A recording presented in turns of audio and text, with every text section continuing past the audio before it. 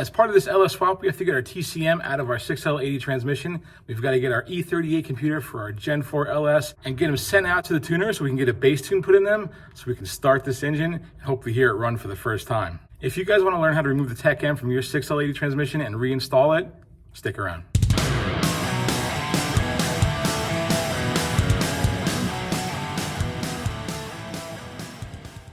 Guys, don't forget we have a huge tool giveaway and its time is almost up to enter. It's for our plasma cutter. If you want to hear all the details about it, click back 2 videos to our radiator hose video and you'll find all the information about entering to win that plasma cutter. The drawing is going to be on Cinco de Mayo, May 5th. So by the time this video is released, it's probably going to be a day or 2 until then. So you still have time to enter.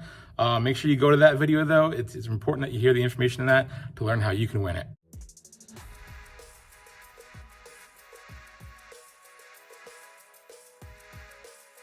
Now that we've got most of that pan drained out, we're gonna bring our oil caddy back under here and start loosening up the pan bolts.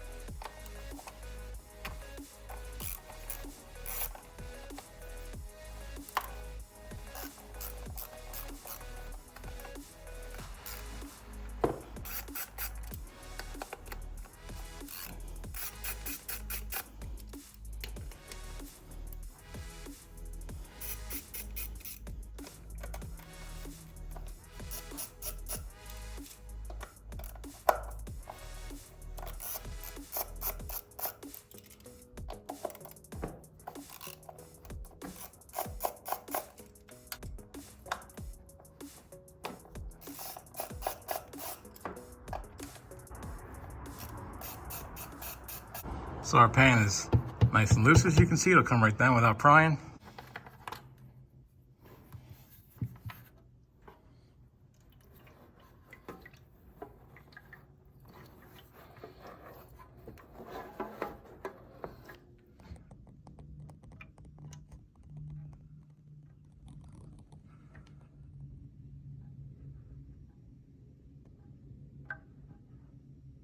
All right, so our trans fluid is still nice and red. Looking pretty good shape, it's not all brown and dirtied up. Our magnet, let's see, there's our magnet, and a slight bit of clutch material. That is totally normal. You definitely expect to see that. I do not see any bright metal shavings, which is a good thing so far. We don't want to see that. The clutch material, you're always gonna have some on that magnet, so I'm not too worried about that. Internally, this looks really clean, but then again, I know where this came from. I know the person it came from. I know how many miles it has on it. I know it's verified, been running.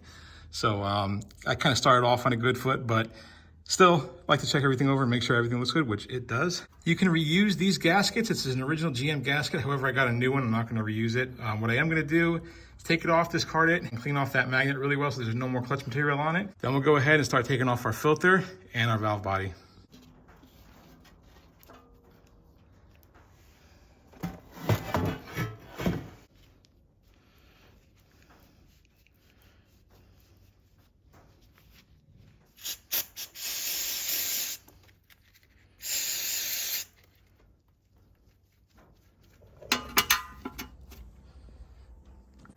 Okay, now that our pan is out and clean, we're gonna go ahead and remove our filter.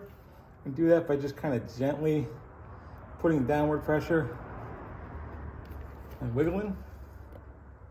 All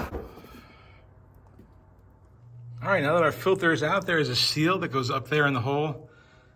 Yep, all the way up there. It is a kind of a bear to get out because you don't really have much room to work in there.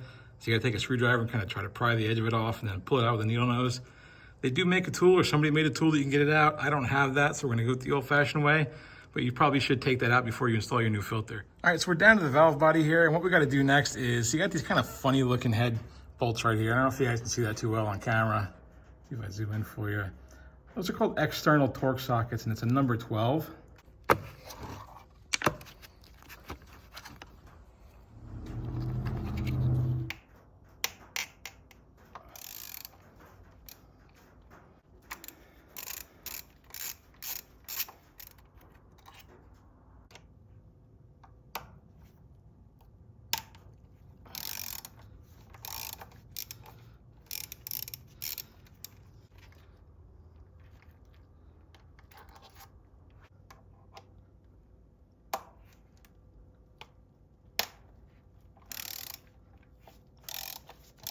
All right, so the last things to take note of is you can see this whole valve body just kind of leaned forward when I took that last bolt out. Two things, you gotta pull this clip down as I've done right here. This will release everything. And then really important, your gear selector over here, there's this black kind of drum looking circular piece that slides into this black plastic piece over here. You gotta make sure when you reinstall it, it slides back into here, otherwise you're not gonna be able to shift gears.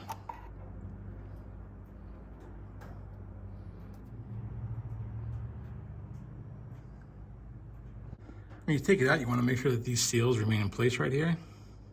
So here we are at the top of the valve body. To separate the valve body from the TCM, you've got an assortment of 7, 8, and 10 millimeter sockets. They're gonna take out a series of bolts in here. And there's also 2 on the top that you cannot see on my side.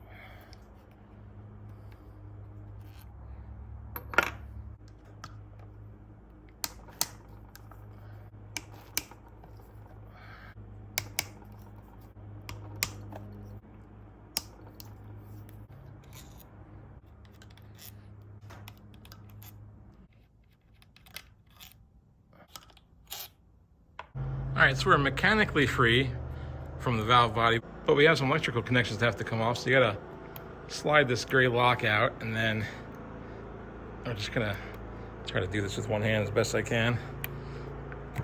There you go. So this last one, forgive me, I flipped this over, it's on the other side, and I needed 2 hands, so I just started it without you guys.